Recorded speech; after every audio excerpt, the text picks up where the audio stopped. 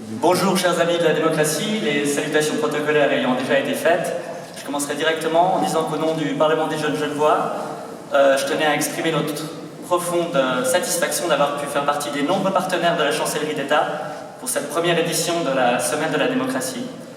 Notre organisation existe depuis 3 ans et demi maintenant, une association cantonale, non partisane, qui entend défendre les intérêts des jeunes et encourager leur engagement dans la société.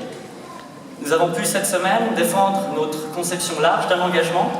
Nous sommes illustrés lors d'interventions dans les établissements du secondaire 2, lors d'un événement lundi soir, un débat sous forme de speed debating suivi d'un match d'improvisation, et également lors d'une présence active, mardi après-midi à l'Union interparlementaire, également mercredi lors d'un forum ouvert sur la participation politique et sociale.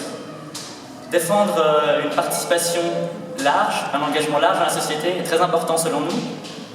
D'une part, parce que tous les domaines d'engagement, qu'ils soient culturels, associatifs, sportifs ou politiques, se nourrissent les uns les autres. Et d'autre part, parce que si certains non-majeurs ou non-suisses n'ont pas l'entièreté des droits politiques, il est souhaitable qu'eux aussi s'engagent dans la société. Selon moi, la Chancellerie a eu doublement raison de nous proposer d'être partenaire pour cet événement, cette première semaine de la démocratie. C'était premièrement une manière d'associer la société civile. Et on n'imaginerait pas aujourd'hui interroger la démocratie sans considérer cette auto-organisation de la société en dehors du cadre des institutions.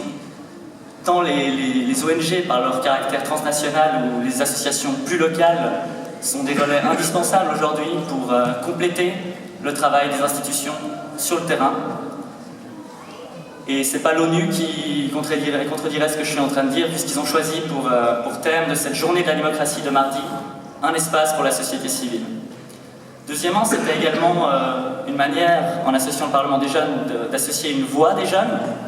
Vous savez peut-être que les jeunes de moins de 30 ans votent près de 2 fois moins que leurs aînés de plus de 60 ou 70 ans.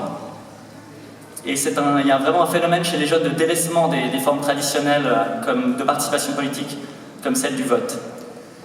On peut l'expliquer en partie, selon nous, par le fait que les jeunes ne se sont pas assez représentés ou écoutés au sein des institutions elles-mêmes. Et par exemple, tous les parlements en Suisse sont composés d'1 à 3% de jeunes de moins de 30 ans, alors que cette tranche d'âge représente près d'un tiers de la population. Tant que cette situation perdurera, il sera nécessaire pour compenser d'aller essayer de capter directement leurs besoins et leurs demandes. Et c'est à ce titre que le Parlement des jeunes Genevois a aussi une raison d'exister. Sans vouloir représenter la jeunesse dans son ensemble, le Parlement des jeunes exprime une voix légitime de la jeunesse plurielle, des voix de jeunes que nous avons le devoir de faire entendre et qu'il s'agit aussi de savoir écouter. Merci beaucoup.